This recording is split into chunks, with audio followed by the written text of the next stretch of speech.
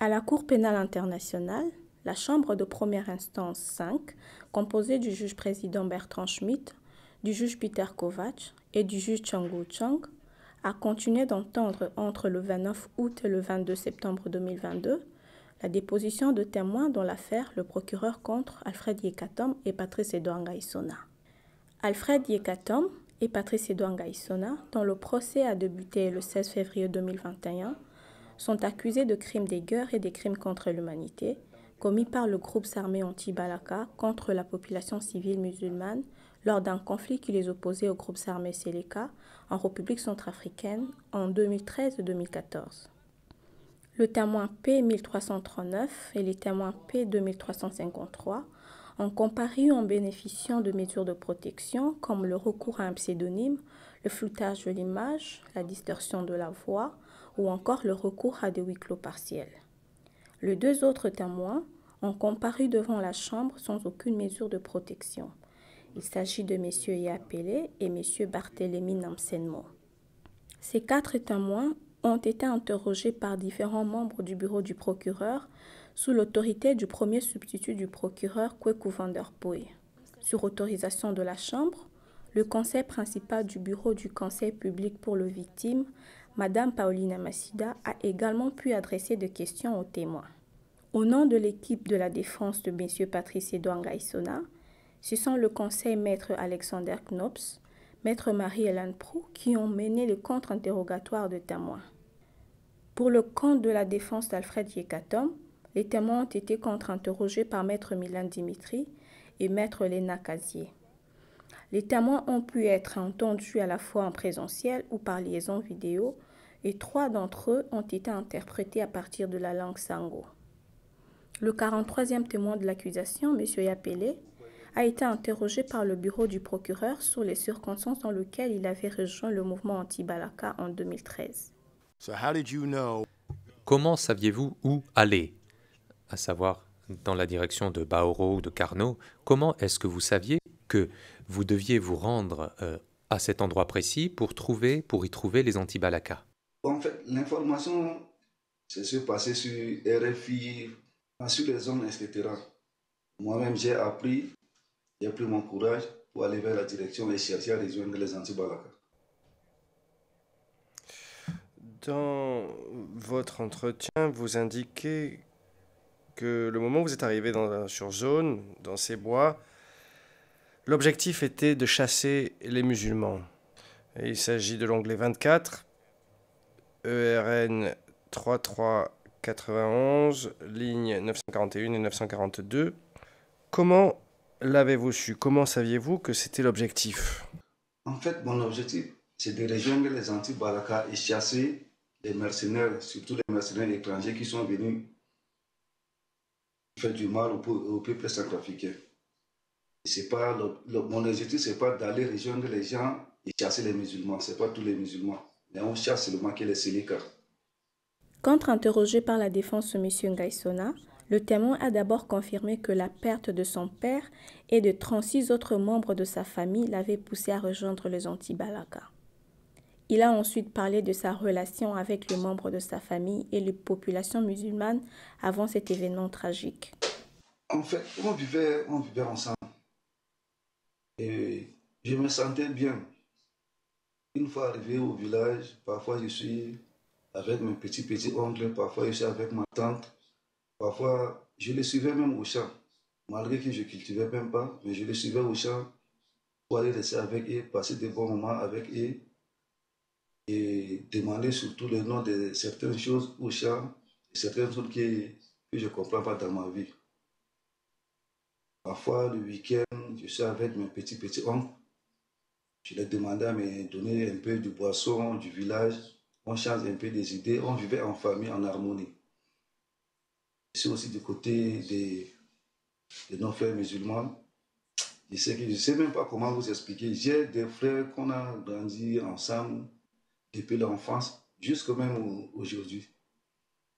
Et mon père étant un enseignant, il a enseigné beaucoup de frères musulmans. Et il a enseigné ceux qui sont ensemble avec nous dans les mêmes salles, qu'on est des collègues. On jouait du foot, on faisait n'importe quoi quand on a encore des enfants.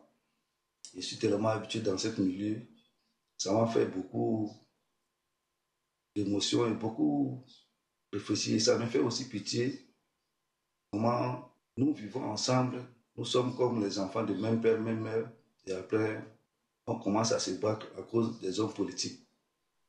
Donc, c'est-à-dire tout ce qui s'est passé, c'est la politique de notre pays qui a été mal gouvernée, qui a poussé tout, qui a créé tous ces conflits. Je ne sais même pas comment vous expliquer, mais en ce moment, nous vivons en harmonie, nous vivons ensemble. Et c'est une famille qui a clôturé. Comparaissant en qualité d'ancien membre du mouvement anti-Balaka, les témoins P1339 a été entendu par la Chambre pendant 10 jours. Il a témoigné sur la structure des activités du groupe anti-Balaka d'Alfred Yekatom, sur l'attaque du 5 décembre 2013 contre la ville de Bangui, ainsi que le crime qui aurait été commis par les anti-Balaka lors de cette attaque. L'interrogatoire en chef de ces témoins a été en grande partie diffusé à huis clos. Le reste de sa déposition et les contre-interrogatoires menés par le Conseil de la Défense Alfred Yekatom s'est également déroulé à huis clos. Un autre témoin protégé était le témoin P2353. Lors de l'interrogatoire principal par le bureau du procureur, le témoin a d'abord parlé du changement relatif à la situation sécuritaire sur l'axe Bangui-Mbaïki en 2013. Il a indiqué que ses activités de commerce l'emmenaient à effectuer différents déplacements, mais à un certain moment, a-t-il dit, il était devenu impossible de se déplacer sur la route à Bangui. Le témoin a ensuite été interrogé sur l'attaque du 5 décembre 2013 contre la ville de Bangui. Est-ce que vous pouvez nous donner un peu plus de détails? Qu'avez-vous entendu dire sur l'implication de Yekatom dans l'attaque du 5 décembre à Bangui? Effectivement, je ne le connaissais pas avant, Yekatom Rambo. Je suis né à Mbaïki, j'ai grandi à Mbaïki, mais je ne l'ai jamais vu. J'ai entendu parler de lui. Avec les événements qui se sont produits, j'ai entendu dire qu'il était le chef des anti-Balaka. Personnellement, je n'ai pas vu en activité, mais tout le monde en parlait. À Mbaïki, on entendait dire que Rambo a fait ceci, a fait cela. Mais je ne l'ai jamais vu, je ne le connais pas. Et à cette époque-là, je ne le connaissais pas encore. Mais je ne l'ai jamais vu tuer, je n'ai jamais entendu dire qu'il a tué. J'ai juste entendu dire qu'il était le chef des anti-Balaka à l'époque des événements. Mais personnellement, je n'ai pas vu. Et qu'avez-vous entendu de plus spécifique par rapport à son implication dans l'attaque du 5 décembre, dont vous parlez d'ailleurs dans votre déclaration? L'attaque du 5 décembre, c'était en fait l'attaque du 5 à Boeing et dans les petits coins de Bangui. J'ai entendu dire qu'il dirigeait les combats. Je n'ai pas vu ça de mes yeux, mais j'ai entendu dire, les gens en parlaient. C'était diffusé sur les réseaux sociaux, sur Facebook. On avait ces informations. J'ai entendu dire, mais je n'ai pas vu. Répondant aux questions de la représentante légale des victimes, le témoin a parlé de sa situation personnelle avant et après les événements de 2013. Monsieur le témoin, je vais vous poser quelques questions qui concernent directement vous-même et votre famille. Et on va essayer de faire cela en audience publique. Donc, je vous pose des questions. Vous ne mentionnez pas les noms de qui que ce soit. Vous répondez juste de façon générale. C'est entendu? C'est entendu. Vous avez décrit tout à l'heure vos conditions actuelles et les difficultés dans votre vie maintenant. Pouvez-vous nous décrire votre vie avant les événements? Je vous remercie beaucoup pour cette question. Avant, j'étais un père de foyer responsable. J'avais beaucoup de biens. J'avais mes maisons, enfants de certains membres de ma famille étaient scolarisés, chez moi, je m'occupais de leur scolarité, ils vivaient bien. Après ces événements, vous ne pouvez plus vous occuper des enfants, des autres membres de la famille. Déjà mes propres enfants, je ne suis plus en mesure de m'occuper d'eux, ni de mes femmes. J'ai tout perdu. En ce moment où je vous parle, nous vivons par la grâce de Dieu.